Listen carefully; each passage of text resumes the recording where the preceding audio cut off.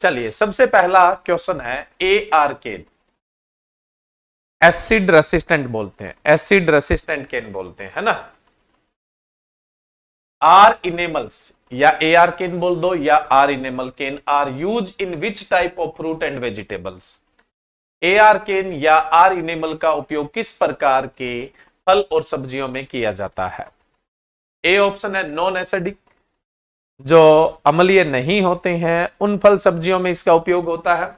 दूसरा जिसमें साल्ट होता है उन फल सब्जियों में यूज होता है। और तीसरा जो एसिडिक यानी जो अम्लीय प्रकृति का होता है उसमें यूज होता है। और डी ऑप्शन है ऑल ऑफ दिस। देखो AR केन या फिर आर इनेमल्स गोल्डन कलर के वाले होते हैं। देखो इसमें देखो अंदर की पॉलिश देखो, ये गोल्डन पॉलिश है, इसकी पॉलिश देखो ये भी गोल्डन पॉलिश है, इसकी पॉलिश देखो ये भी गोल्डन पॉलिश है, और इसकी पॉलिश देखिए ये भी गोल्डन पॉलिश है, ये भी गोल्डन पॉलिश है, ये भी गोल्डन पॉलिश है, ये भी गोल्डन पॉलिश है। जो गोल्डन कलर की पॉलिश होती है ना उसको हम कौन सी इनेमल बोलते हैं, आर इनेमल बोलते हैं। और ये गोल्डन कलर की जो पॉलिश होती है ये एसिड की रेसिस्टेंट होती है, यानी अम्ल की क्या होती है, प्रतिरोधी होती है। अगर आप इसके अंदर कोई भी एसिडिक फूड डालेंगे, वैसे देखो ये जो केन बने होते हैं ना ये टीन के बने होते हैं। टीन किससे बना होता है, आयरन से बना होता है। ये जो केन होते हैं ये टीन के बने होते हैं, और टीन है वो किससे बना हुआ है, आयरन से बना हुआ है। तो अब आयरन के अंदर तो सीधा आप कोई भी फूड नहीं डाल सकते, वो तो आयरन के साथ रिएक्शन करके काला पड़ जाएगा, खराब हो जाएगा ना। इसलिए हम इस टीन के डिब्बे के अंदर क्या करते हैं, पॉलिश करते हैं, किसकी, इनेमल्स की। कौन से इनेमल की, आर इनेमल की है, तो कैसा कलर दिखेगा आपको, गोल्डन। अब इसके अंदर अगर आप एसिडिक फूड कोई सा भी डालते हो तो ये जो आर इनेमल वाली परत है या फिर एसिड रेसिस्टेंट वाली परत है या गोल्डन कलर वाली परत है, ये इससे इफेक्ट नहीं होगी, प्रभावित नहीं होगी, इससे खराब नहीं होगी। तो जाहिर सी बात है गोल्डन कलर की पॉलिश या आर इनेमल वाली जो डिब्बे होते हैं यानी केन होते हैं, या AR केन जो एसिड रेसिस्टेंट केन होते हैं, ये एसिडिक फूड के लिए होते हैं। कैसे फूड के लिए होते हैं, एसिडिक फूड की कैनिंग करने के लिए होते हैं, डिब्बाबंदी करने के लिए होते हैं। तो एसिडिक नेचर का जो फूड होता है यानी जो अम्लीय प्रकृति का जो भोजन होता है उसकी कैनिंग, डिब्बाबंदी करने के लिए हम AR केन यूज करते हैं या आर इनेमल केन यूज करते हैं या फिर गोल्डन पॉलिश वाले केन। एक ही बात है, जो तीनों नाम लिए। तो इसका राइट आंसर क्या होगा, सी ऑप्शन है वो राइट होगा। अब देखो एक सिल्वर पॉलिश वाले भी केन होते हैं। आप देखो इसके अंदर देखिए सिल्वर पॉलिश है, इसके अंदर कैसी पॉलिश देखने को मिल रही है, सिल्वर पॉलिश है वो देखने को मिल रही है। ठीक है, इसी तरह से इस बॉक्स में भी आप अंदर देखोगे तो सिल्वर पॉलिश है वो देखने को मिल रही है। देखो सिल्वर पॉलिश को आप सी इनेमल बोलते हैं, क्या बोलते हैं, सी इनेमल बोलते हैं, सी इनेमल, या फिर आप इसे क्या बोलते हैं, SR केन बोलते हैं, SR केन है वो बोलते हैं। जो सिल्वर पॉलिश का केन होता है वो सल्फर रेसिस्टेंट या साल्ट रेसिस्टेंट होता है, सल्फर रेसिस्टेंट या फिर क्या है, साल्ट रेसिस्टेंट होता है। ऐसा फूड जिसके अंदर सल्फर है या फिर कोई और साल्ट है उसके लिए परत क्या होती है, टॉलरेंट रेसिस्टेंट होती है, उससे प्रभावित नहीं होती है। तो अब जो बेसिक नेचर का होगा कोई भी फूड यानी जिसका पीएच 7 से ज्यादा होगा तो उसमें क्या होगा, साल्ट होगा, सीधी सी बात है। बेसिक नेचर का कोई भी फूड होता है उसकी जो कैनिंग है, डिब्बाबंदी है, वो सी इनेमल पॉलिश वाले में या SR केन के अंदर यानी सल्फर रेसिस्टेंट या साल्ट रेसिस्टेंट केन के अंदर, या फिर जो सिल्वर पॉलिश वाला है ना, रजत रंग की जो पॉलिश वाला है उसके अंदर उसकी डिब्बाबंदी करते हैं। यानी कोई साल्टी फूड है या बेसिक फूड है उसकी जो कैनिंग होगी वो इसके अंदर होगी। ठीक है, ध्यान रखिएगा। इस क्वेश्चन का राइट आंसर तो सी था। अब देखो मोस्ट ऑफ फ्रूट क्या है, एसिडिक नेचर के हैं। मोस्ट ऑफ जो फ्रूट है वो तो कैसे नेचर के हैं, एसिडिक नेचर के होते हैं। तो फ्रूट की कैनिंग मोस्टली क्या है, गोल्डन पॉलिश वाले में होती है यानी AR केन के अंदर होती है, या फिर मैं बोलूं जिनको आर इनेमल केन वाल बोलते हैं उनके अंदर होती है। और मोस्ट ऑफ सब्जियां होती है वो कौन से नेचर की होती है, बेसिक नेचर की होती है, कहने का मतलब साल्टी होती है। तो सब्जियों की जो कैनिंग होती है वो सी इनेमल या SR केन या जिसमें सिल्वर पॉलिश होती है उसके अंदर कैनिंग है वो देखने को मिलती है। क्लियर है, अब तो कोई डाउट नहीं। कल आप लोगों ने क्वेश्चन भी पूछा था इसलिए क्वेश्चन यहां साथ मिला है। हाँ बिल्कुल भाई, सुपरवाइजर के लिए भी है।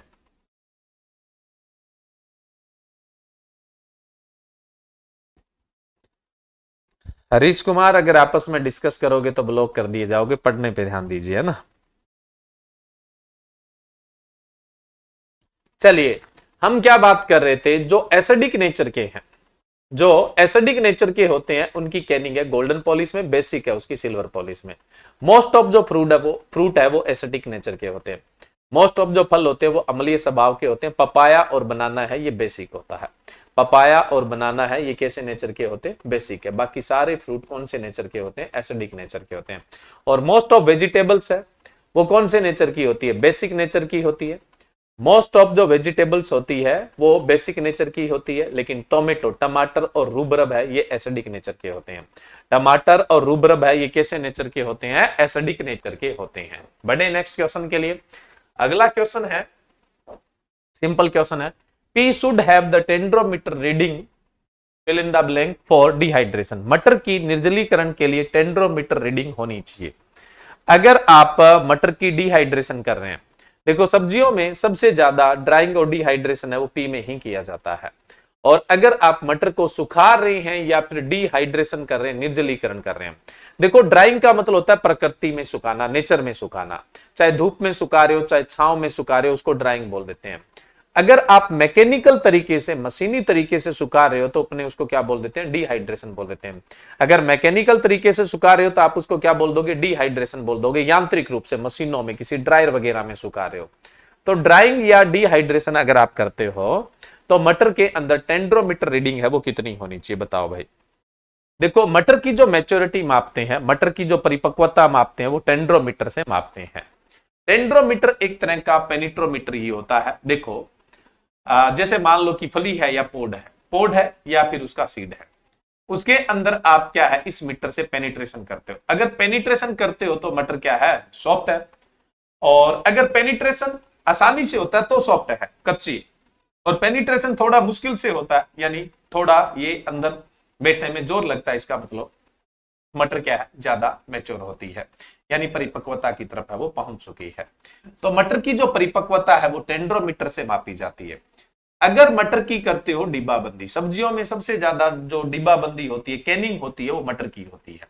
और ड्राइंग डिहाइड्रेशन भी वेजिटेबल में सबसे ज्यादा पी का ही होता है, मटर का ही होता है।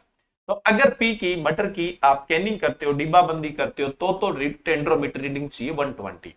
जितनी ज्यादा रीडिंग आएगी उतनी ही मटर कच्ची होती है, जितनी ज्यादा रीडिंग आएगी उतनी ही मटर कच्ची होती है। तो कैनिंग के लिए यानी डिब्बाबंदी के लिए मटर के लिए टेंड्रोमीटर रीडिंग होनी चाहिए 120, यानी ज्यादा मटर है वो कच्ची होनी चाहिए। लेकिन अगर आप ड्राइंग डिहाइड्रेशन कर रहे हैं, सुखा रहे हैं, तो थोड़ी ज्यादा मैच्योर चल सकती है। और ड्राइंग और डिहाइड्रेशन के लिए मटर के लिए टेंड्रोमीटर रीडिंग कितनी चाहिए? 90 से 105 चाहिए। कितनी चाहिए? 90 से 105 है वो चाहिए। राइट आंसर क्या होगा? ए ऑप्शन है वो राइट होगा। बढ़े नेक्स्ट क्वेश्चन के लिए। अगला क्वेश्चन है, national institute of food technology entrepreneurship and management is located at.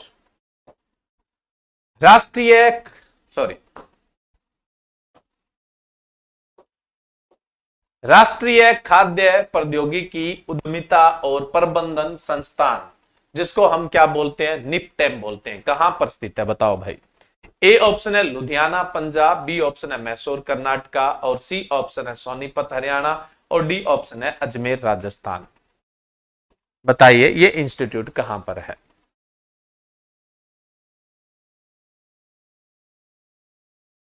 देखिए लुधियाना के अंदर ये इंस्टीट्यूट नहीं है, CIPHET है, central institute of post harvest engineering and technology है। Central institute of post harvest engineering and technology है, CIPHET है। मोस्ट ऑफ ने ए आंसर दिया लेकिन ए ठीक नहीं है। लुधियाना पंजाब में तो CIPHET है, ठीक है, ये ठीक नहीं है। दूसरा, कईयों ने मैसूर कर्नाटक आंसर दे रखा है, तो यहां पे CFTRI, फूड से संबंधित ही बता रहा हूं, CFTRI है, central food technology research institute. Central food technology research institute है ना, मैसूर कर्नाटका के अंदर है, बहुत पुराना 1950 का है, 1950 का है। जो national institute of food technology and entrepreneurship and management जो है वो सोनीपत हरियाणा के अंदर है, सोनीपत हरियाणा के अंदर है। राइट आंसर क्या होगा? सी ऑप्शन है वो राइट है, सोनीपत हरियाणा के अंदर है। बहुत कम स्टूडेंट का आंसर था वो सही था। क्लियर है? सोनीपत हरियाणा में। बढ़े नेक्स्ट क्वेश्चन के लिए। अगला क्वेश्चन है production of pickle and sauerkraut by which type of fermentation. देखो एक तो अचार और दूसरा शोरेक्रोट, जिसको आप सोक्रोट बोलते हैं ना। सोक्रोट और अचार जो है, सोक्रोट और अचार है, ये बनाते समय कौन सा किण्वन होता है, कौन सा फर्मेंटेशन होता है, बताओ भाई। ये क्वेश्चन बहुत बार आया है, बहुत इजी है, सबको आता है, लेकिन आया बहुत बार है। शोरकरात जो होता है वो केबेज से बनता है, पत्ता गोभी से बनता है। चाइना में सन 2000 BC से बनाया जा रहा है, बहुत पुराना प्रोडक्ट है और इसका ओरिजिन है वो कौन सा है, चाइना है।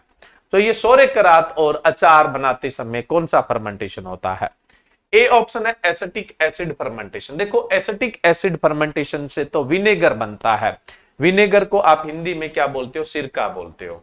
क्या आप बता सकते हैं जो मार्केट में विनेगर आता है, कमर्शियल जो विनेगर आता है, सिरका आता है, उसके अंदर एसिटिक एसिड परसेंटेज कितना होता है? मार्केट में जो विनेगर आ रहा है, ये क्वेश्चन बहुत बार पूछ लिया जाता है, मार्केट के अंदर जो विनेगर आ रहा है, सिरका आ रहा है, उसमें एसिटिक एसिड परसेंटेज कितना होता है? 4 से 8% होता है। कितना होता है? 4 से 8% होता है। चलिए एक क्वेश्चन और पूछ लेता हूं, जो फूड सेफ्टी ऑफिसर में पहले पूछा गया है कि जो विनेगर होता है, सिरका होता है, इसका पीएच कितना होता है? सिरके का पीएच कितना होता है? देखो 2% अगर आप सिरका इस्तेमाल करते हो तो प्रिजर्वेटिव का काम करता है और परमानेंट प्रिजर्वेटिव का काम करता है। 2% या इससे ज्यादा अगर आप सिरका यूज करते हो तो परमानेंट प्रिजर्वेशन का काम करता है, स्थायी परिरक्षण का काम करता है। लेकिन अगर आपसे पूछ ले कि सिरके का पीएच कितना होता है, तो बताओ पीएच कितना होता है? पीएच ऑफ विनेगर बताओ भाई कितना होता है ना? आसान है, पहले भी बताया हुआ है, पहले भी आप लोगों को बताया हुआ है।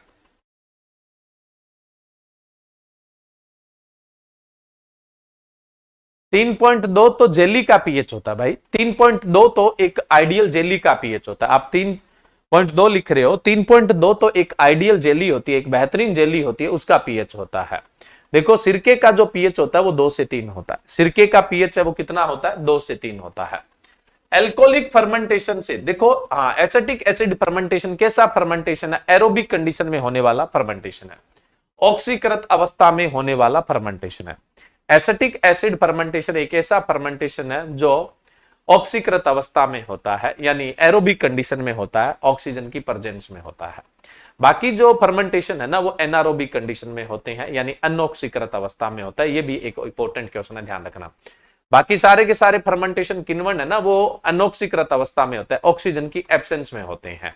लेकिन जो एसिटिक एसिड फर्मेंटेशन होता है वो एरोबिक फर्मेंटेशन होता है, वो ऑक्सीजन की प्रेजेंस में होता है। ये भी बहुत इंपॉर्टेंट चीज है, इसको भी ध्यान रखिएगा। एल्कोहलिक फर्मेंटेशन से तो आपको पता है वाइन बनती है ना, एल्कोहलिक फर्मेंटेशन से तो वाइन बनती है। ब्यूटारिक एसिड फर्मेंटेशन किसमें होता है? कोई बता सकता है ब्यूटारिक एसिड फर्मेंटेशन किसमें होता है? ब्यूटारिक एसिड फर्मेंटेशन जब मक्खन सड़ता गलता है तो वो ब्यूटारिक एसिड फर्मेंटेशन होता है। कई बार आप देखते हैं ना बटर सड़ गल जाता है तो ब्यूटारिक एसिड फर्मेंटेशन होता है। तो आपसे पूछ ले कि बटर के अंदर जो फर्मेंटेशन होता है या बटर जिससे खराब होता है ना, बटर जिससे खराब होता है, यानी बटर में कई बार आप रोटिंग देखते हो, फर्मेंटेशन देखते हो, तो वो कौन से फर्मेंटेशन की वजह से होता है? Butyric acid fermentation. ये इंपॉर्टेंट है, ध्यान रखिएगा।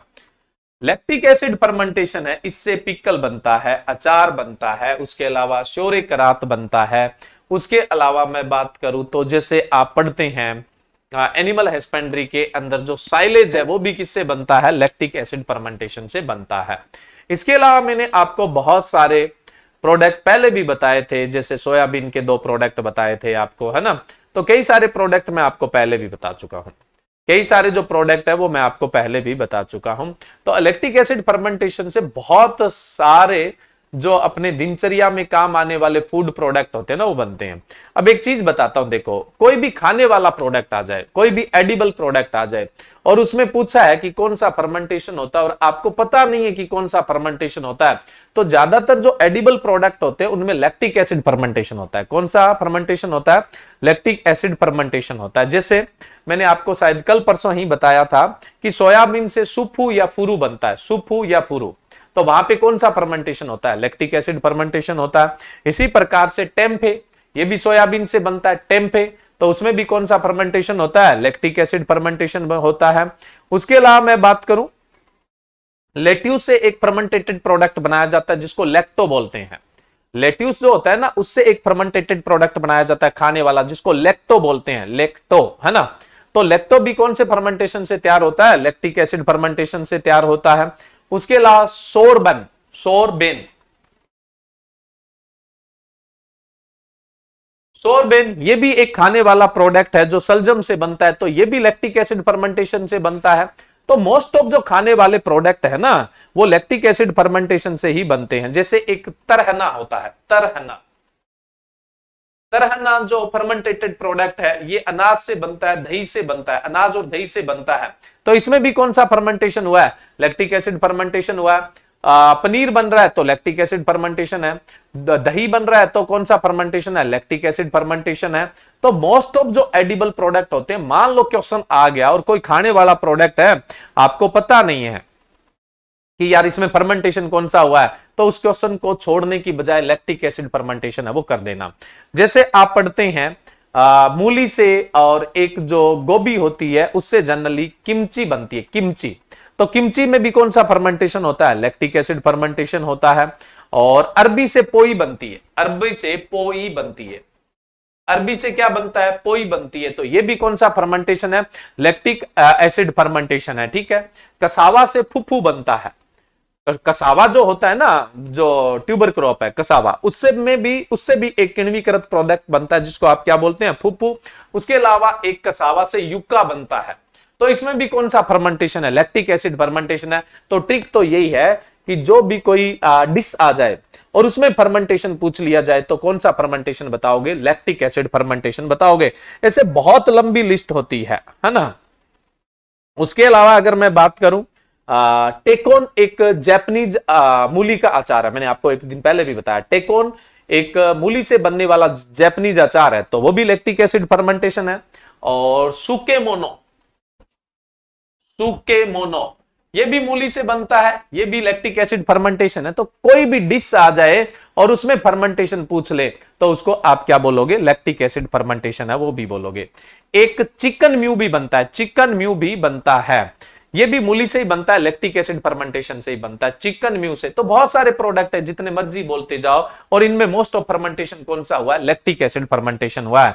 तो डिश जब आ जाए लैक्टिक एसिड फर्मेंटेशन, कुछ भी सोचना नहीं है। और मिल्क के भी मोस्ट ऑफ प्रोडक्ट है, उनसे भी आप कोई खाने वाला प्रोडक्ट बनाते हैं। जैसे मैं बात करूं, पनीर की बात कर रहा था, दही की बात कर रहा था, बटर मिल्क की बात कर रहा था, तो ये भी लैक्टिक एसिड फर्मेंटेशन से ही तैयार होते हैं। तो अच्छे से याद रखिएगा इनको। ये देखो मैंने ट्रिक बताई है, इसमें बहुत सारे प्रोडक्ट आते हैं, ज्यादा नहीं तो 30-40 प्रोडक्ट है, वो आप लैक्टिक एसिड फर्मेंटेशन सीधा ट्रिक से याद रख सकते हैं। अगला क्वेश्चन है, which one is wrong statement for maturity? परिपक्वता के लिए कौन सा कथन गलत है? परिपक्वता के लिए जो गलत कथन है वो, अभी मैच्योरिटी इंडाइसेस की बात कर रहे हैं, इनमें से कौन सा मैच ठीक नहीं है?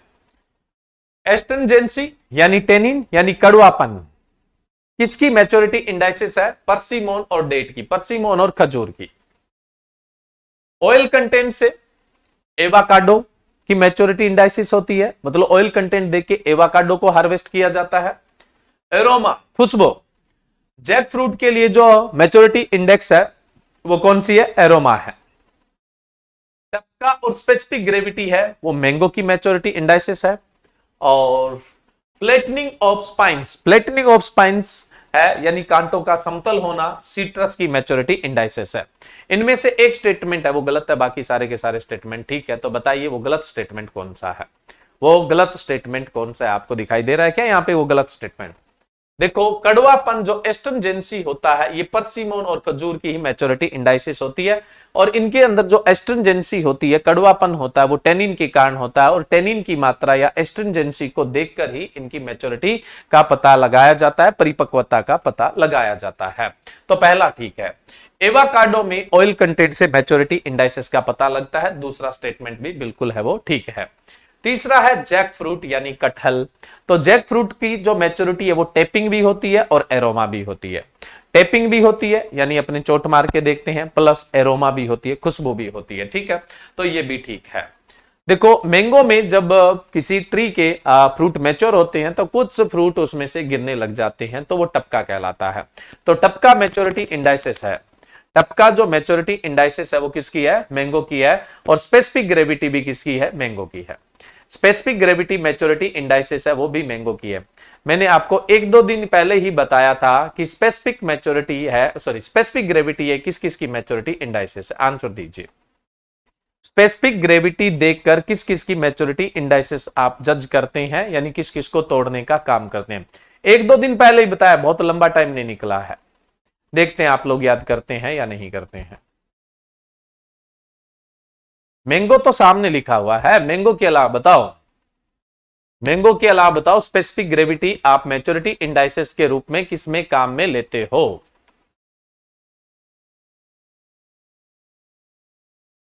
हाँ, तुक्के लगाते जा रहे हैं, कोई अंत ही नहीं है ना तुक्कों का। ऐसे कैसे काम चलेगा। अमरूद में, वाह भाई वाह। और कुछ? ये ज्यादा लंबा टाइम नहीं हुआ, 1-2 दिन का टाइम है। मैंने आपको एक चीज बताई थी कि आप लोग क्या करते हैं, बहुत ही इजी लेते हैं किसी चीज को भी। यार क्या है, यूट्यूब की क्लास है, कोई दिक्कत नहीं है, जितने आते हैं उतने कर लेते हैं, जो नहीं आते हैं तो कोई दिक्कत नहीं है। आपको पता है लोग कोर्सेज के अंदर इतनी चीजें नहीं करवाते हैं जितनी मैं आपको क्या है यहाँ पे यूट्यूब पे करवा देता हूं। और आपको कोई चीज नहीं आती है तो आपकी ड्यूटी क्या बनती है, आप उसे नोट करिए। आपकी ड्यूटी क्या बनती है, आप उसे नोट करिए।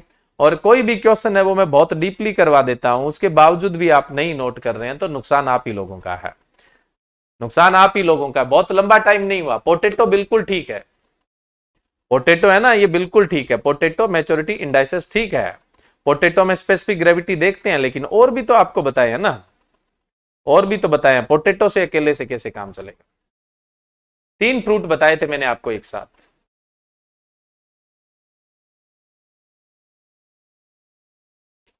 चलो देखो, मैं तो ठीक हूं, बेस्ट हूं, आपकी प्रशंसा ठीक है, मुझे खुशी दे रही है, लेकिन आप बेस्ट कब बनेंगे? आप बेस्ट कब बनेंगे, मुझे तो वो पूछना है। भी मुझे अकेला मेरे बेस्ट बनने से ही कोई फर्क नहीं पड़ेगा भी। अगर ये आप सेशन देख रहे हो तो आप लोगों को भी फायदा मिलना चाहिए। चेरी और बेर है। चेरी और बेर बताए थे। आलू यानी पोटैटो, चेरी, बेर और मैंगो में स्पेसिफिक ग्रेविटी चलती है। देखो सीधी सी चीज ये है कि कोई भी आप प्रिपरेशन करते हैं, कोई भी तैयारी करते हैं, कोई वैकेंसी आने वाली होती है तब प्रिपरेशन करना आप स्टार्ट करते हैं। और कम समय में आप बेहतरीन परफॉर्म करना चाहते हैं, वो थोड़ा सा मुश्किल काम होता है। आप 6-7 महीने जमकर किसी भी एग्जाम की प्रिपरेशन कर लें। उस 6-7 महीने में किस तरह की तैयारी करें। देखो जो आपका सिलेबस है या नोट्स है, वैसे तो एग्रीकल्चर वालों के, बीएससी वालों के सबके कॉमन सा सिलेबस होता है, ठीक है। अब टॉपिक को आप इस तरह से पढ़िए कि हर लाइन का हर शब्द आपके क्लियर हो, हर लाइन का हर शब्द आपके क्लियर हो। आपको एक बार ऐसा लगेगा कि बहुत लंबा टाइम लग जाएगा, बिल्कुल नहीं लगेगा, बिल्कुल भी नहीं लगेगा। 5-6 महीने बहुत होते हैं। आप एक सप्ताह में 6 दिन या 5 दिन तो आप क्या करिए, सिलेबस कवर करिए, और 1-2 दिन क्या करिए, आप रिवाइज करिए जो आपने पिछले 6 दिनों में किया। अभी आपने आज तैयारी स्टार्ट की, अगले 6 दिनों में जितना आपने काम, मतलब आपने पढ़ाई कर ली, 7वें दिन उसका रिवीजन करें। फिर अगले 6 दिन पढ़ाई करें, पिछला जो 15 दिन का हो गया उसका रिवीजन कर ले, क्योंकि रिवीजन में टाइम नहीं लगता, रिवीजन आपका फास्ट होता है। तो आप एक एक लाइन के एक एक शब्द को क्लियर करते जाइए। देखो आपका एग्रीकल्चर कितना बेहतरीन हो जाएगा और आपको कॉन्फिडेंस भी बहुत आएगा। मैं कहता हूं कोई से भी एग्जाम में बैठ जाना, हर एग्जाम को आप क्वालिफाई करके निकलेंगे, हर एग्जाम को क्वालिफाई करके निकलेंगे, कोई नहीं रोक पाएगा। अब आप में से आप ईमानदारी से बता देना, कितने स्टूडेंट है जो 2 साल से ज्यादा टाइम से प्रिपरेशन कर रहे हैं किसी न किसी एग्जाम की। 2 साल से ज्यादा टाइम से प्रिपरेशन कर रहे हैं, कौन कौन से स्टूडेंट है ऐसे?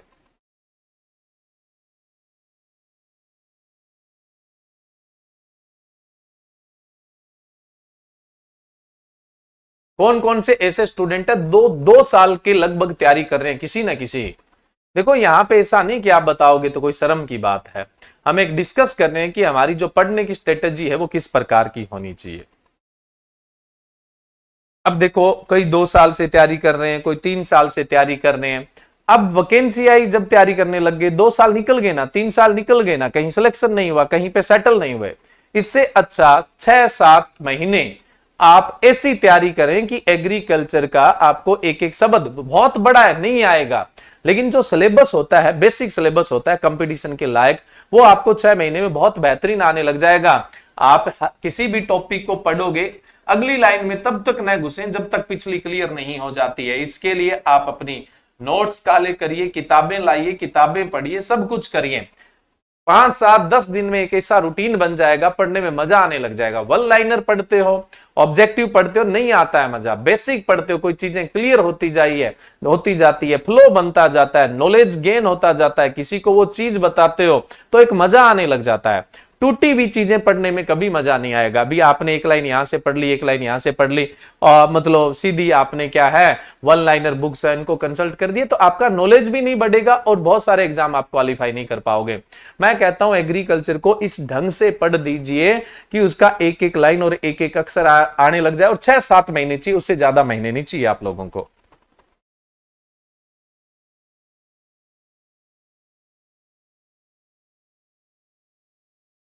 मैं मैच नहीं देखता, मैं मैच देखता हूं, है ना, लेकिन काम को छोड़ के मैच नहीं देखता। मैच तो देखता हूं लेकिन काम को छोड़ के मैच नहीं देखता। ठीक है, तो आपको भी यही करना है। 6 महीने अपने जीवन को दे दीजिए, अच्छे से दे दीजिए, स्ट्रेस मत लीजिए, पढ़ाई के कीड़े मत बनिए।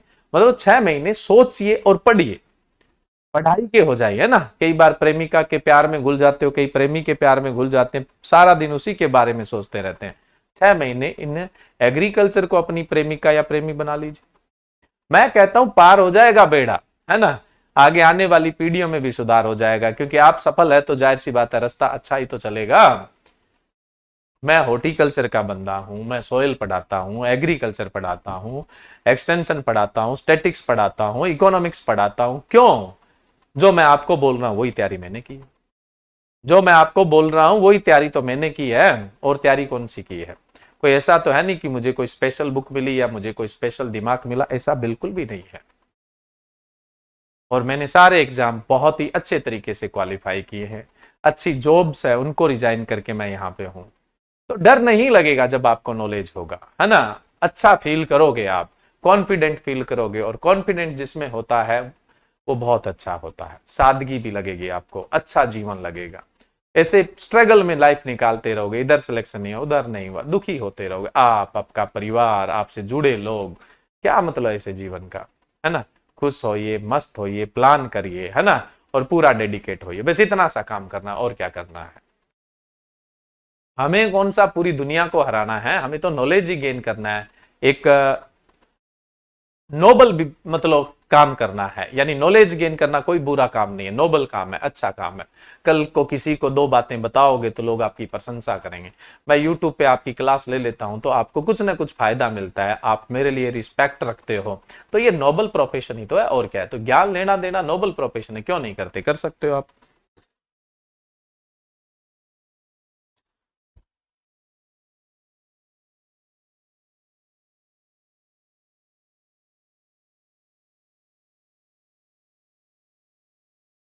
चलिए करते हैं अपने नेक्स्ट क्विज स्टार्ट। बातों का तो क्या खत्म, लेकिन बातें भी जरूरी है ना।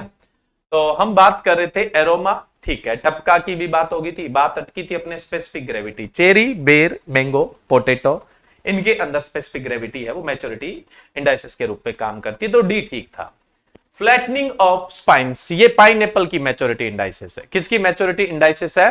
पाइनएप्पल की मैच्योरिटी इंडाइसेस है, यानी जो अनानास है उसकी क्या है, मैच्योरिटी इंडाइसेस होती है।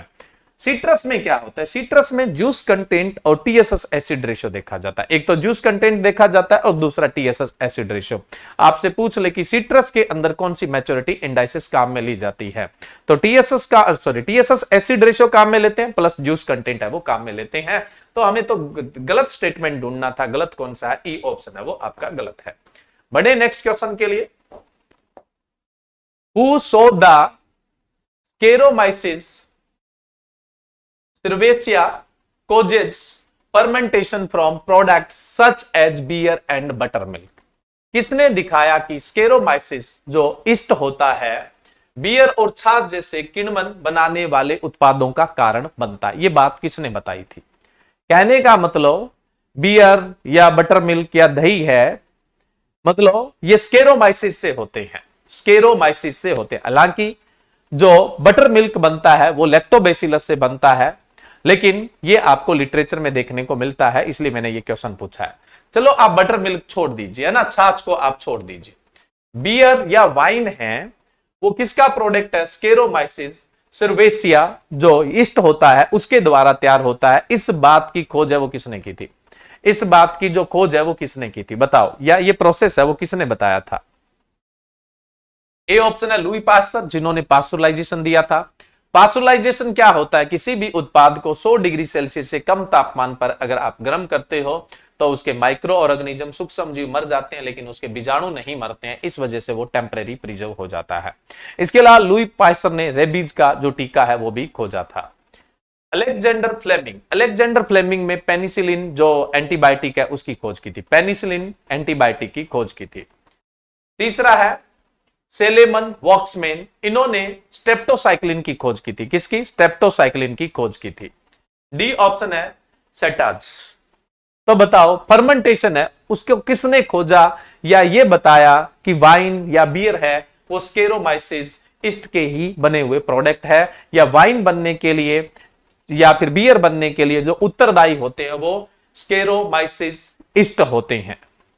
तो फर्मेंटेशन की खोज की थी लुई पास्चर ने, और ये बात भी किसने बताई थी? लुई पास्चर ने ही बताई थी। तो राइट आंसर क्या होगा? ए ऑप्शन है वो आपका राइट है। ए ऑप्शन है वो राइट है। बढ़े नेक्स्ट क्वेश्चन के लिए। Which technique is known as cold sterilisation, किस तकनीक को शीत निर्जीवीकरण के रूप में जाना जाता है? इस तकनीक को शीत निर्जीवीकरण के रूप में जाना जाता है। एक तो है पास्चुराइजेशन। देखो पास्चुराइजेशन में तो मैंने अभी क्या बोला आपको कि गर्म करते हैं, लेकिन 100 डिग्री सेल्सियस से कम तापमान पे गर्म तो होता है ना, तो कोल्ड स्टरलाइजेशन का तो कोई मतलब ही नहीं है, यानी शीत निर्जीवीकरण का तो कोई मतलब ही नहीं है, ये तो नहीं होगा। कैनिंग के अंदर अपने स्टरलाइजेशन करते हैं, स्टरलाइजेशन निर्जीवीकरण। और स्टरलाइजेशन क्या होता है? 100 डिग्री सेल्सियस या इससे ज्यादा तापमान पर किसी उत्पाद को अगर गर्म किया जाता है तो उसके सारे सूक्ष्म जीव मर जाते हैं और उसके बीजाणु भी क्या है? किल हो जाते हैं, खत्म हो जाते हैं, और ये प्रोडक्ट लंबे समय तक स्थायी रूप से प्रिजर्व हो जाता है, यानी परमानेंटली क्या हो जाता है? प्रिजर्व हो जाता है। तो कैनिंग है वो तो स्टरलाइजेशन पे, यानी 100 डिग्री सेल्सियस से ऊपर तापमान पे उसको स्टरलाइज किया जाता है, तो ये तो कोल्ड स्टरलाइजेशन नहीं हो सकता है। रेडिएशन ट्रीटमेंट, बिल्कुल ठीक है, रेडिएशन ट्रीटमेंट है वो राइट आंसर है। रेडिएशन ट्रीटमेंट जैसे फूड है उनके अंदर आप गामा रेडिएशन का ट्रीटमेंट देते हैं। जो एफपीओ फ्रूट प्रोडक्ट ऑर्डर दो था, आजकल तो फ्रूट प्रोडक्ट ऑर्डर एफपीओ जानते हो ना, फ्रूट यानी फल, प्रोडक्ट ऑर्डर कब आया था? ये 1955 में आया था। फ्रूट प्रोडक्ट ऑर्डर कब आया था? 1955 में आया था। आजकल तो ये किस में शामिल हो गया? Food safety and standard act 2006 वाले में शामिल हो गया। ठीक है, तो ये क्या है? कोई भी फूड होता है उसको प्रिजर्व करने के लिए गामा रेडिएशन है उसको अलाउ करता है। भी आप क्या है? गामा रेडिएशन से किसी फूड को प्रिजर्व कर सकते हैं। गामा रेडिएशन से किसी फूड को क्या है? आप प्रिजर्व कर सकते हैं। तो अगर आप किसी फूड पर गामा रेडिएशन का ट्रीटमेंट देते हैं तो माइक्रो ऑर्गेनिज्म सूक्ष्म जीव वो किल हो जाते हैं, उनके स्पोर होते हैं वो भी क्या है? किल हो जाते हैं। लेकिन जब आप गामा रेडिएशन का ट्रीटमेंट देते हैं तो फूड गर्म नहीं होगा। गामा रेडिएशन का ट्रीटमेंट दोगे तो फूड थोड़ी गर्म होगा, इसलिए क्या है? रेडिएशन ट्रीटमेंट को आप क्या बोलते हैं? कोल्ड स्टरलाइजेशन बोलते हैं, या फिर रेडिएशन ट्रीटमेंट बोल देते हैं, या रूडोनाइजेशन बोल देते हैं। क्या बोल देते हैं? रूडोनाइजेशन है वो भी बोल दिया जाता है। तो रेडिएशन ट्रीटमेंट में आप हमेशा कौन सी रेडिएशन का काम उपयोग करते हो? गामा रेडिएशन का उपयोग करते हो। और फ्रूट प्रोडक्ट ऑर्डर के अनुसार गामा रेडिएशन कितनी परमिसेबल है, यानी इसकी परमिसेबल लिमिट कितनी होती है? तो 0.06 से लेकर 0.1 किलोग्राम होती है। फ्रूट प्रोडक्ट ऑर्डर के अनुसार गामा रेडिएशन की परमिसेबल लिमिट कितनी होती है? 0.06 से लेकर 0.1 kg होती है, किलोग्राम होती है। VHT देखो इसका तो राइट आंसर क्या है? सी ऑप्शन है वो राइट है। देखो VHT वेपर हीट ट्रीटमेंट, जानते हो वेपर हीट ट्रीटमेंट क्या होता है? मैंगो के अंदर तो मैंडेटरी है, आम के अंदर तो जरूरी है, मैंडेटरी है, एक्सपोर्ट करना है तो देखो आम के एक्सपोर्ट के लिए दो ट्रीटमेंट मैंडेटरी है, आम के एक्सपोर्ट के लिए दो ट्रीटमेंट मैंडेटरी है, यानी दो उपचार देना जरूरी है, नहीं तो आप मैंगो है उसको एक्सपोर्ट नहीं कर सकते। एक तो फ्रूट फ्लाई और स्टोन विबिल, फल मक्खी और जो गुठली का गुण होता है उसके नियंत्रण के लिए रेडिएशन ट्रीटमेंट, यानी विकिरण उपचार। कौन सी विकिरण का उपचार दिया जाता है? गामा रेडिएशन का। कितना? 0.25 से 0.75 किलो ग्रे का उपचार दिया जाता है। एक तो रेडिएशन ट्रीटमेंट जरूरी है, दूसरा वेपर हीट ट्रीटमेंट, यानी जो फल होते हैं उनको क्या करते हैं, वेपर से हीटिंग दी जाती है। और कितने डिग्री सेल्सियस की वेपर दी जाती है? 43 डिग्री सेल्सियस की वेपर दी जाती है। आपसे पूछ ले वेपर हीट ट्रीटमेंट के अंदर टेम्परेचर है वो कितना रखा जाता है? 43 डिग्री सेल्सियस है वो रखा जाता है। ये ट्रीटमेंट जनरली किस किस में दिया जाता है? देखो सिट्रस में तो मैंडेटरी है, सिट्रस क्या, मैंगो में, मैंगो में तो मैंडेटरी है, लेकिन इसके अलावा पपाया में भी दे सकते हैं और सिट्रस में भी दे सकते हैं। पपाया में भी दिया जाता है, सिट्रस में भी दिया जाता है और पाइनएप्पल में भी दिया जाता है, बट मैंगो का एक्सपोर्ट करना है तो मैंडेटरी है। अब बात आती है कि वेपर हीट ट्रीटमेंट देते क्यों है? देखिए वेपर हीट ट्रीटमेंट जो है पैथोजन और उनके स्पोर को खत्म करने के लिए देते हैं, और इंसेक्ट है उनको किल करने के लिए देते हैं, लेकिन सबसे मेन इंसेक्ट के लिए दिया जाता है, सबसे मेन है वो इंसेक्ट के लिए दिया जाता है। तो मैंगो में कौन से इंसेक्ट के लिए होगा? फ्रूट फ्लाई के लिए होगा। मैंगो में कौन से इंसेक्ट के लिए होगा? फ्रूट फ्लाई के लिए होगा। देखो पैथोजन और उनके स्पोर को भी खत्म करने के लिए होता है और इंसेक्ट को भी खत्म करने के लिए होता है, लेकिन वेपर हीट ट्रीटमेंट मुख्य रूप से इंसेक्ट के कंट्रोल के लिए दिया जाता है। किसके कंट्रोल के लिए दिया जाता है? इंसेक्ट के कंट्रोल के लिए दिया जाता है। तो ये भी ध्यान रखिएगा, बट इस क्वेश्चन का राइट आंसर सी ऑप्शन था। नेक्स्ट चले, which one is wrong statement for TSS? TSS के लिए कौन सा कथन गलत है? बताओ भाई, टीएसएस के लिए कौन सा कथन है वो गलत है? टीएसएस के लिए कौन सा कथन है वो गलत है?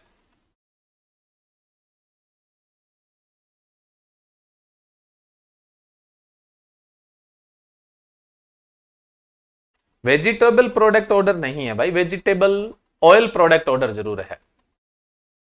इनमें से कौन सा स्टेटमेंट आपको गलत दिख रहा है?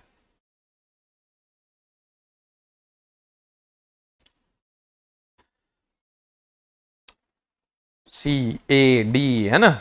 चलिए बताते जाइए, मैं देखता जा रहा हूं, थोड़ा आराम मेरा भी बनता ही है।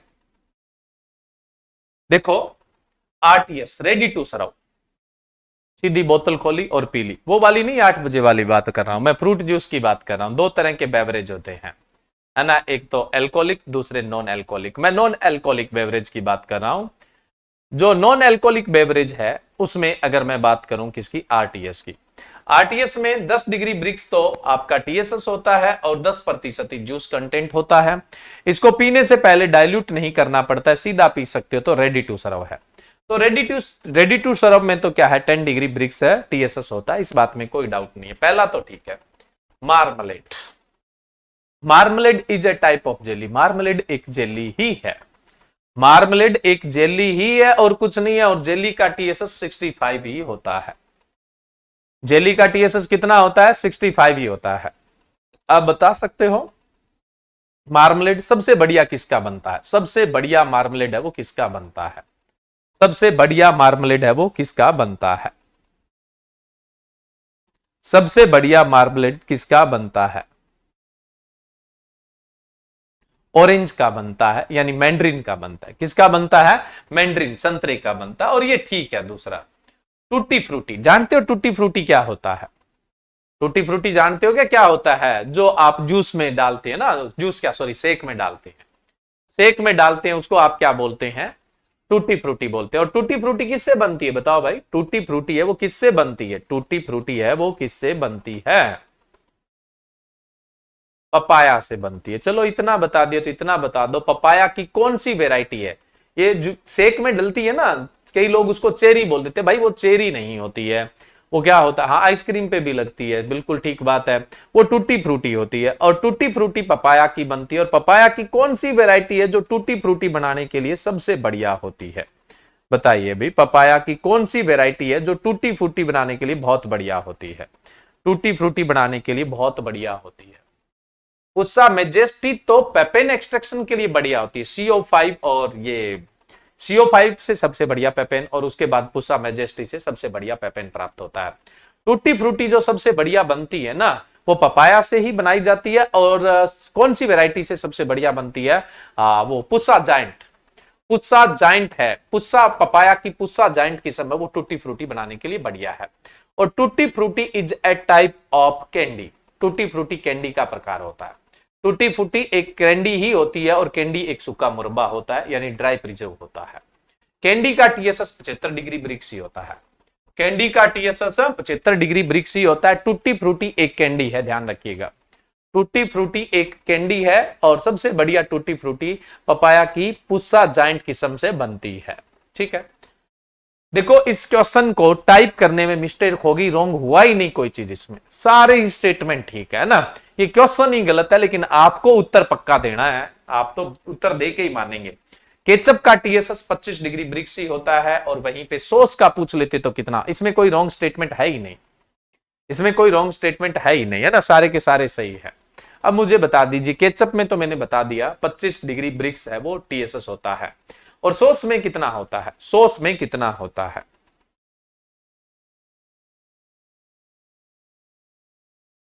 सॉस में TSS कितना होता है? 15 डिग्री ब्रिक्स होता है। अब मुझे बताओ, सॉस पतला होता है या केचप पतला होता है? सॉस पतला होता है या केचप? देखो केचप में कम से कम 25 होता है, उसके बाद 25 से 30 है, वो आइडियल देखने को मिलता है। तो जो चीज हमारे लिए फायदेमंद होती है उसका मिनिमम क्राइटेरिया होता है, तो मिनिमम कितना होगा? 25 होगा। सॉस पतला होता है या केचप पतला होता है? पतला कौन सा? जिसका TSS कम होगा वो पतला होता है, जिसका TSS ज्यादा होता है वो जनरली क्या है? गाढ़ा होता है। बड़े नेक्स्ट क्वेश्चन के लिए, इसमें कोई रॉन्ग था ही नहीं। Which statement is wrong for wine? शराब के लिए कौन सा कथन गलत है? कई लोगों को इसमें बहुत इंटरेस्ट आएगा, है ना। शराब के लिए कौन सा कथन है वो गलत है? बताइए कौन सा कथन गलत है? टेपाचे जो बनती है वो मक्का से बनती है, टोडी है वो कोकोनट नारियल से बनती है, सिडार जो है वो सेब और नाशपाती से बनती है, और मेड है वो ग्रेप्स अंगूर से बनती है। कौन सा स्टेटमेंट आपको गलत लग रहा है? बताइए।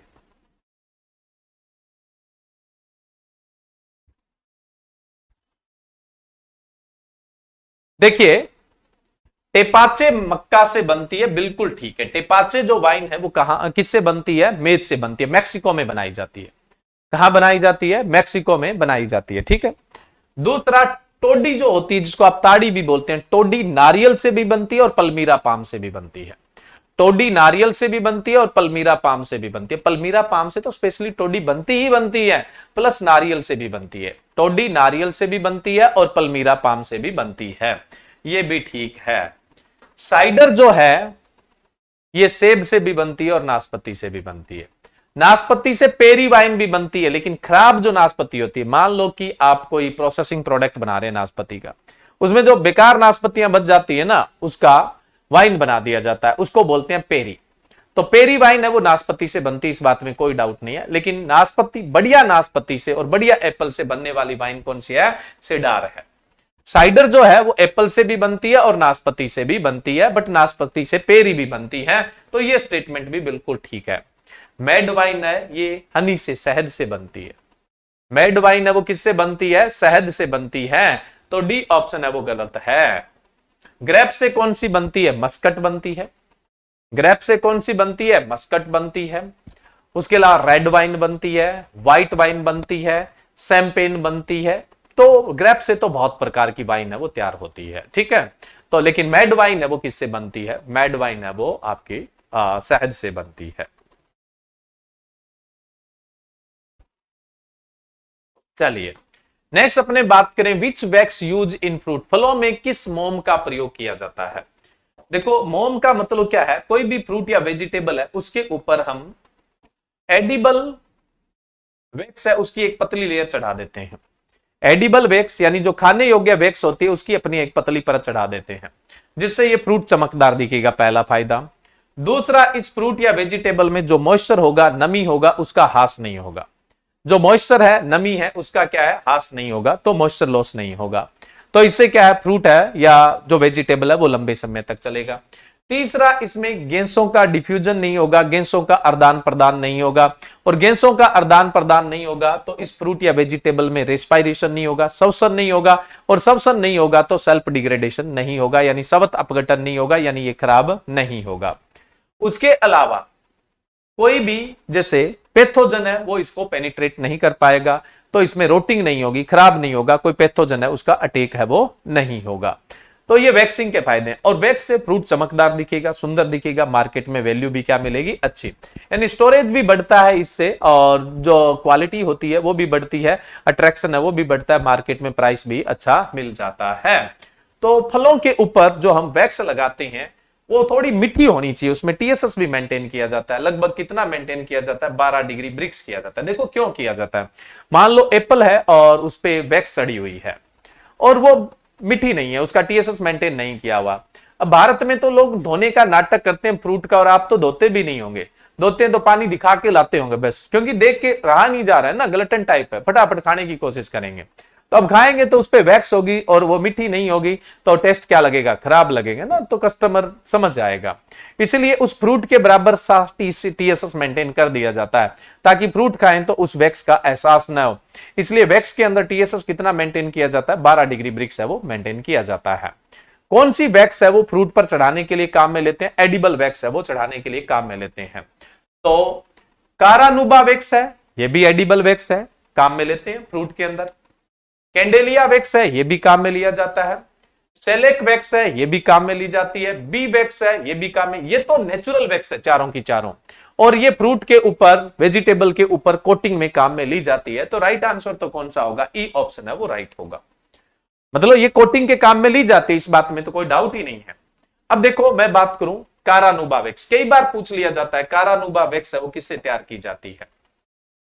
कारानुबा वैक्स जो होती है एक ब्राजीलियन पाम होता है, कारानुबा वैक्स जो है वो एक ब्राजीलियन पाम होता है, उसकी पत्तियों से तैयार करते हैं। और कैंडेलिया जो वैक्स है ना वो एक डेजर्ट प्लांट होता है, उससे तैयार किया जाता है। उसके अलावा जो सेलेक वैक्स होती है वो लेक बग से तैयार की जाती है, और बी वैक्स तो आपको पता ही है मधुमक्खी की वैक्स होती है। तो ये तो है नेचुरल वैक्स जो फूड के ऊपर कोटिंग के काम में लेते हैं। और उसके अलावा कुछ पेट्रोलियम वैक्स भी होती है, वो भी फ्रूट पर वैक्सिंग के काम में ली जाती है। देखो वैक्सिंग सबसे बढ़िया कौन से फ्रूट के लिए है, कि कौन से फ्रूट में वैक्सिंग करने से हमें कोई प्रॉब्लम नहीं है। भी आप वो ग्लटन टाइप मतलब लिखते वाला व्यवहार भी करोगे तो कोई दिक्कत नहीं है, बताइए।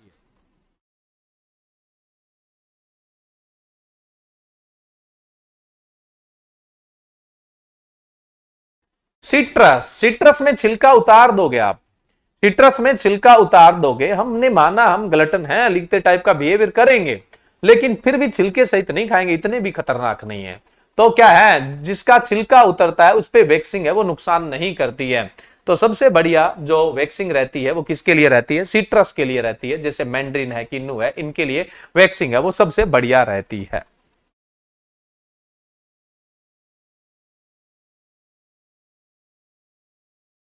आज सभी ने पोस्ट हार्वेस्ट चला दी, चलो बढ़िया भाई। नेक्स्ट अपने बात करें best preservatives for cut flower, मानक फूलों के लिए, यानी कट फूलों के लिए, जो डंडी वाले फूल होते हैं ना, उनके लिए बेस्ट प्रिजर्वेटिव्स कौन सा है यहां पे।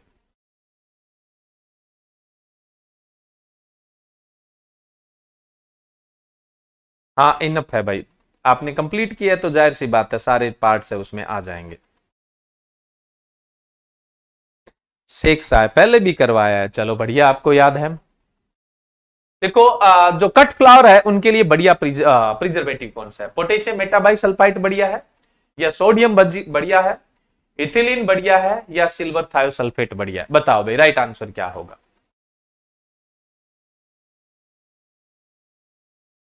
देखो बुद्धिजीवी लोगों, सबसे पहले तो ध्यान रखो कि पोटेशियम मेटाबाइसल्फाइड और जो सोडियम बेंजोइड है ये फूड के लिए होते हैं। किसके लिए होते हैं, फूड के लिए प्रिजर्वेटिव्स होते हैं।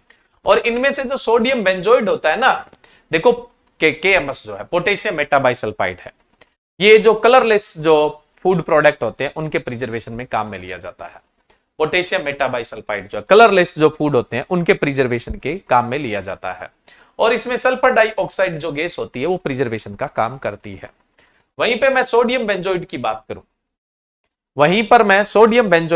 करूं, सोडियम बेंजोइड में बेंजोइक एसिड होता है। ये कलर्ड फूड होते हैं ना, जिसमें कलर होता है, उनके प्रिजर्वेशन के काम में लिया जाता है, क्योंकि पोटेशियम मेटाबाइसल्फाइड का जो सल्फर होता है वो पिगमेंट को खराब कर देता है, लेकिन सोडियम बेंजोइड के अंदर प्रिजर्वेटिव का काम बेंजोइक एसिड करता है, जो पिगमेंट के साथ किसी प्रकार का रिएक्शन नहीं करता है। और इंटरनेशनल लेवल पर, अंतरराष्ट्रीय स्तर पर जो अप्रूव्ड प्रिजर्वेटिव है ना, वो सोडियम बेंजोइड है। इंटरनेशनल लेवल पर जो अप्रूव्ड प्रिजर्वेटिव है वो सोडियम बेंजोइड है, पोटेशियम मेटाबाइसल्फाइड नहीं है। इंटरनेशनल लेवल पे अगर अपने बात की जाए, अंतरराष्ट्रीय स्तर पर बात की जाए तो इथाइलिन प्रिजर्वेशन का काम नहीं करेगा। इथाइलिन तो सेनेसेशन करेगा, मतलब नुकसान करेगा। कट फ्लावर है उसको जल्दी खत्म कर देगा। इथिलीन तो मतलब नुकसान करता है, इसको तो रोकना है कट फ्लावर में। इथिलीन को अगर आप कट फ्लावर में रोकने में कामयाब हो गए, इथिलीन को आप कट फ्लावर में रोकने में कामयाब हो गए, तो जाहिर सी बात है प्रिजर्वेशन हो जाएगा। तो हमें क्या है, इथिलीन के एंटागोनास्टिक हार्मोन लाने पड़ेंगे, यानी इथिलीन प्रतिरोधी रसायनों का इस्तेमाल करना पड़ेगा। और आपको ही पता है इथिलीन का जो एंटागोनास्टिक हार्मोन होता है, या इथिलीन का जो एंटागोनास्टिक केमिकल होता है, यानी प्रतिरोधी केमिकल होता है, वो सबसे बढ़िया तो होता है सिल्वर थायोसल्फेट और उसके अलावा सिल्वर नाइट्रेट। सिल्वर थायोसल्फेट और दूसरा कौन सा होता है, सिल्वर नाइट्रेट होता है। तो यहां पे सिल्वर थायोसल्फेट राइट आंसर दिया हुआ है। तो राइट आंसर क्या होगा, डी ऑप्शन है वो आपका राइट है। आपसे पूछ ले कि इथिलीन हार्मोन का प्रतिरोधी हार्मोन कौन सा है, एंटागोनास्टिक हार्मोन कौन सा है, तो भी आप सिल्वर थायोसल्फेट ही बताएंगे। और सिल्वर थायोसल्फेट ऑप्शन में नहीं है तो फिर सिल्वर नाइट्रेट बताएंगे। पोटेशियम मेटाबॉलिज्म क्या सल्फर, KMnO4 पोटेशियम परमनेट, KMnO4 ये एंटागोनास्टिक नहीं है, ये इथिलीन का एब्जॉर्बेशन करता है। KMnO4 जो है, ये जो KMnO4 होता है पोटेशियम परमनेट होता है, ये एंटागोनास्टिक हार्मोन नहीं है, इथिलीन का प्रतिरोधी हार्मोन नहीं है, लेकिन ये इथिलीन का अवशोषण करता है। जब आप कट फ्लावर का ट्रांसपोर्टेशन कर रहे होते हैं, यानी एक जगह से दूसरी जगह परिवहन कर रहे होते हैं, तो कट फ्लावर से इथिलीन क्या होगा, प्रोड्यूस होगा, इस बात में कोई डाउट नहीं है। और वो इस डिब्बे में इकट्ठा रहेगा तो फूल को जल्दी खराब कर देगा। इसलिए जब आप कट फ्लावर का ट्रांसपोर्टेशन करते हैं तो उसकी पैकिंग के अंदर पोटेशियम परमनेट डाला जाता है, ताकि वो इथिलीन को एब्जॉर्ब करता रहे, और इसमें इथिलीन की सांद्रता न हो और इसकी वजह से फूल खराब न हो। तो पोटेशियम परमनेट तो एब्जॉर्बर है इथिलीन का, लेकिन एंटागोनास्टिक पूछ ले तो कौन सा होगा, सिल्वर थायोसल्फेट और सिल्वर नाइट्रेट होता है। सिल्वर थायोसल्फेट और सिल्वर नाइट्रेट होता है। और इथिलीन तो कट फ्लावर को क्या करेगा, जल्दी खराब करने का काम करता है। क्लियर है? बढ़े नेक्स्ट क्वेश्चन के लिए। Respiration causes loss of sugar and other flavour compound and production heat known as. श्वसन से शर्करा और अन्य स्वाद यौगिक का नुकसान होता है और गर्मी उत्पन्न होती है, जिसे किस रूप में जाना जाता है।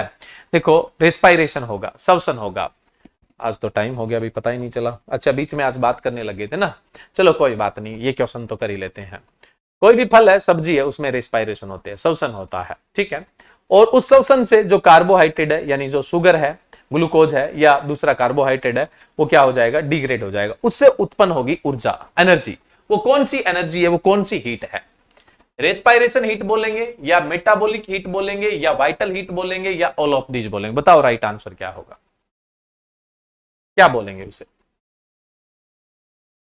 हमारे शरीर में हमने खाना खाया है, रेस्पायरेशन होगा, और जो खाना है वो डाइजेस्ट होने के बाद ग्लूकोज बन चुका है, और उस ग्लूकोज का रेस्पायरेशन होगा। ग्लूकोज रेस्पायरेशन में हम ऑक्सीजन ले रहे हैं, और ग्लूकोज को ऑक्सीजन क्या करेगा, ऑक्सीडाइज कर देगा, और उससे ऊर्जा उत्पन्न होगी, हीट उत्पन्न होगी। उस हीट को क्या कहेंगे? प्लांट में भी ये हीट उत्पन्न होगी। इस हीट को आप क्या कहोगे? वाइटल हीट कहते हैं। क्या बोलते हो? वाइटल हीट है वो कहते हो। क्या बोलोगे? वाइटल हीट कहा जाता है, वाइटल हीट कहा जाता है, ठीक है। वाइटल हीट बोलोगे, वाइटल हीट बोलोगे। शुद्ध हिंदी बैच में हिंदी ही है कंटेंट, है ना। चलो, क्वेश्चन तो कोई ज्यादा नहीं बचे हैं। चलो, एक क्वेश्चन बचा है, एक्सप्लेन नहीं करूंगा मैं, फटाफट बता दूंगा, इसका तो लॉस ना हो, नहीं तो रह जाते question. Which statement is wrong for preservative? शराब, अरे भाई प्रिजर्वेटिव के लिए लिखना था।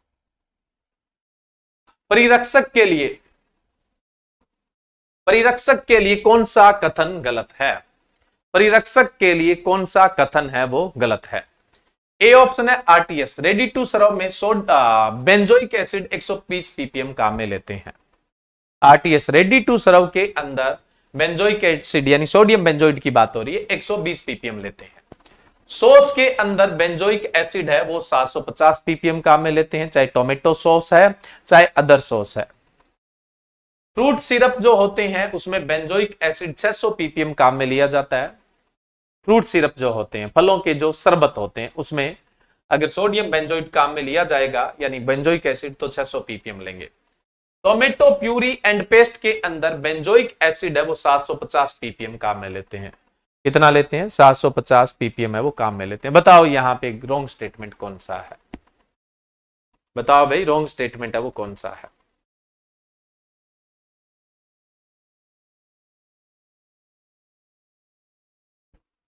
बताओ। डी ऑप्शन है वो गलत है। डी ऑप्शन गलत है। टोमेटो प्यूरी पेस्ट में सोडियम बेंजोइड या बेंजोइक एसिड है वो 250 ppm काम में लेते हैं। कितना काम में लेते हैं? 250 ppm काम में लेते हैं। राइट आंसर क्या होगा? डी ऑप्शन है वो आपका राइट होगा। डी ऑप्शन है वो आपका राइट होगा।